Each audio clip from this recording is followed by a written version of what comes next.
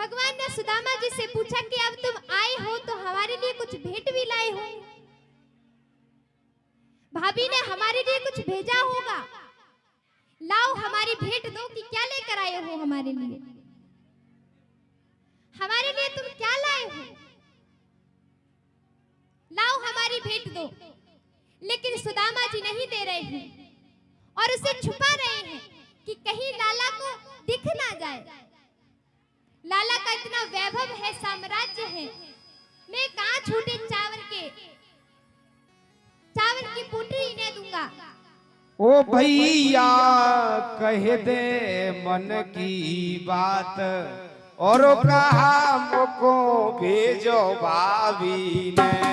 ओ भैया कह दे मन की बात कहा मुझको भेजो भाभी ने। भेजो भाभी ने कहा मुझको भेजो भाभी ने। ओ भैया कह दे मन की बात कहा मुझको भेजो भाभी ने।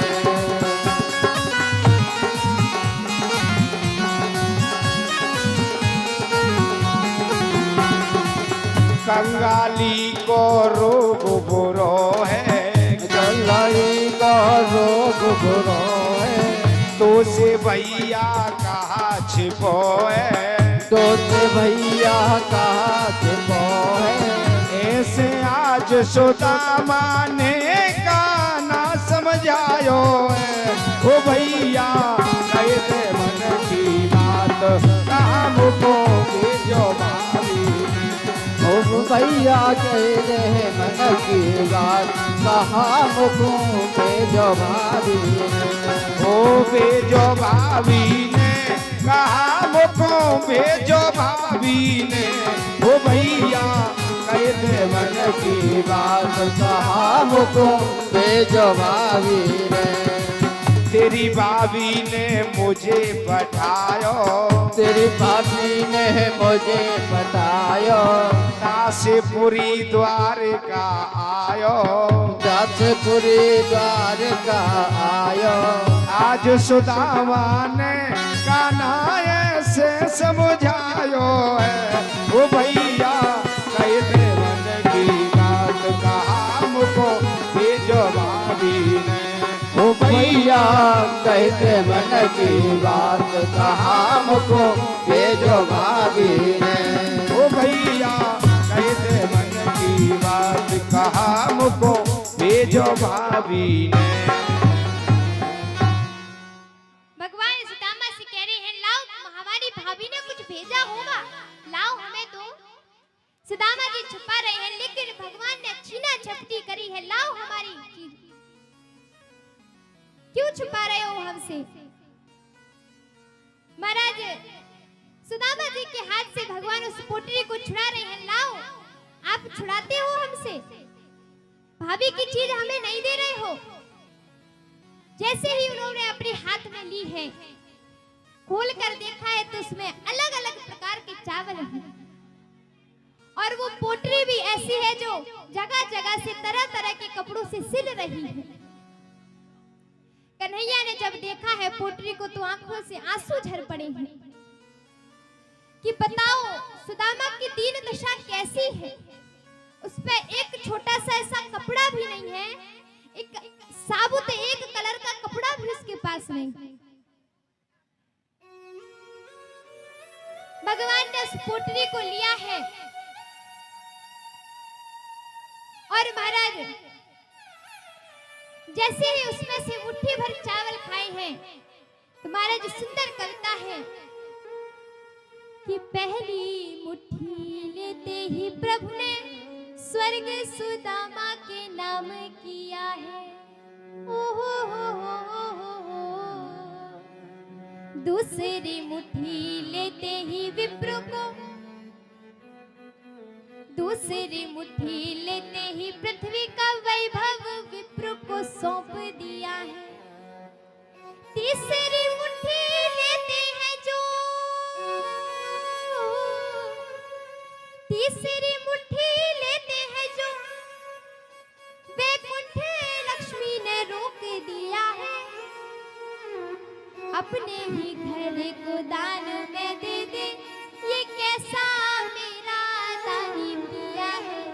अपने ही घर को दान में दे दे, ये कैसा मेरा दानी पिया है। पहली मुट्ठी जैसे ही भगवान ने खाई है तो पूरा स्वर्ग सुदामा के नाम कर दिया है। दूसरी मुट्ठी खाते ही पृथ्वी का वैभव सुदामा को दे दिया है। जैसे ही तीसरी मुट्ठी खाने को हुए हैं, मैया रुक्मिणी ने हाथ पकड़ लिया है। मैया रुक्मिणी ने उनका हाथ पकड़ लिया है कि नहीं, अब क्या अपना घर भी इन्हें दान में दे दोगे, फिर हम कहां रहेंगे। इसलिए भगवान ने तीसरी मुट्ठी को नहीं खाया। अगर भगवान उस तीसरी को भी खा लेते तो तीनों लोग सुदामा के नाम हो जाते। भगवान ने सुदामा को दोनों लोगों को दिया है, स्वर्ग और पृथ्वी दे दी है। खूब हंसी खुशी बातें करी हैं। सुबह होते ही सुदामा ने कहा कि कन्हैया अब हमको घर के लिए जाने के लिए आज्ञा दीजिए, अब हम घर को जाना चाहते हैं। जब सुदामा जी जा रहे हैं तो उन्होंने भगवान से एक रुपया भी नहीं मांगा, एक चीज भी नहीं मांगी कि आप हमें कुछ दो,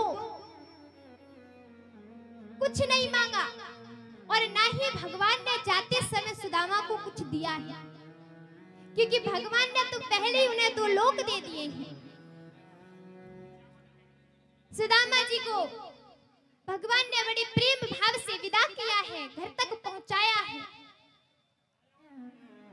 रथ पर बिठालकर उन्हें उनके घर को भेजा है, जहां वो रहते थे उसी जगह पर जाके उन्हें छोड़ दिया है। लेकिन आज जब वो वहां पहुंचे हैं तो उन्होंने क्या देखा है कि उनकी जो टूटी फूटी झोपड़ियां थी वो वहां नहीं है, वहां तो महल बने खड़े हैं। महल बन गए हैं वहां। सुदामा ने आसपास देखा तो उन्होंने देखा कि वहां वही मंदिर है, वही खेत, वही सब कुछ है, लेकिन मेरी झोपड़ी नहीं है। जब उन्होंने द्वारपाल से पूछा तो कहा कि बोले ये किसका राज्य है, ये किसका महल है। तो द्वारपालों ने बताया कि इस महल के राजा का नाम है सुदामा। सुदामा जी ने कहा सुदामा तो मेरा ही नाम है, लेकिन मेरा तो ऐसा कोई महल नहीं था, कहीं किसी और सुदामा ने तो नहीं बनवा दिया, कहीं कोई और सुदामा तो नहीं आया। ऐसा सोच ही रहे थे कि सुशीला सुंदर वस्त्र पहनकर अपने पुत्रों के साथ मंदिर को दर्शन करने के लिए आई है, सुंदर दर्शन के लिए आई है। जैसे सुशीला ने अपने पतिदेव को देखा है, चरणों में गिर पड़ी है। स्वामी आप आ गए, बड़े दिन लगाए आपने आने में, बड़े साल बीत गए आपको। तो सुदामा जी ने कहा कि ये महल किसका है, किसने बनवाया है। बोले आप द्वारकाधीश के यहाँ गए थे, बस उन्हीं की अनुकंपा से यहाँ आज महल है, उन्हीं की कृपा से यहाँ महल खड़े हुए हैं। तुम्हारे कन्हैया ने तुम पे कृपा करी है, तुम्हें ये वैभव सौंपा है, ये साम्राज्य दिया है। सुदामा जी मन में बड़े प्रसन्न हो रहे हैं कि कन्हैया से मैंने कुछ मांगा नहीं, लेकिन उसने मुझे सब कुछ दे दिया, वो सब समझ गया। महाराज लेकिन